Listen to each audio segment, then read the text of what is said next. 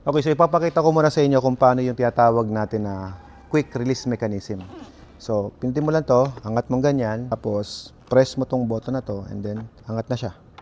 Doon dito sa kabila, press mo lang dito, tanggal na.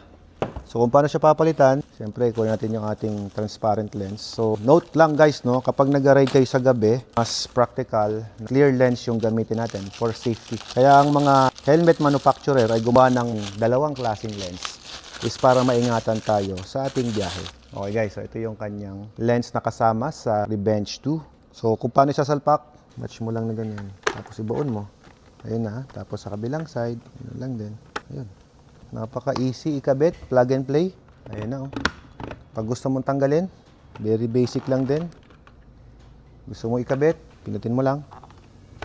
That's it, di ba? Kaya ibang mga rider ang ginagawa nila, binabaon talaga nila to eh. Pero ako kasi, mas prepared ko ang clear para mag-shades na ako sa loob.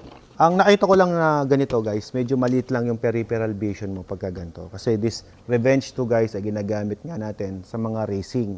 Kumbaga, full face helmet po kasi siya. While this one, anong pinagkaiba naman ito? This helmet is modular. Ibig sabihin, pang adventure, pang touring, pwede siya. So, kung trip nyo yung modular, some of the riders, they don't like the modular. Pero for the comfort, kung hindi ka naman ganun kabilis magmotor, okay din naman ang modular. Pero kung fast rider ka, matuling ka talaga magmotor, mas maganda full face ka. Yun. Pero ako, modular, dahil hindi naman tayo mabilis magpatakbo, okay na sa akin to. So, this is a Revenge 2 ng MT. So, ipakita ko sa inyo kung paano pinapalitan. Hindi siya quick release, kailangan mo ng tools. Kailangan mo tanggalin dito. There you go. So, ibig sabihin, pagka every time napapalitan mo siya, kailangan mong magdala ng Allen rings. And madali lang din naman siyang palitan.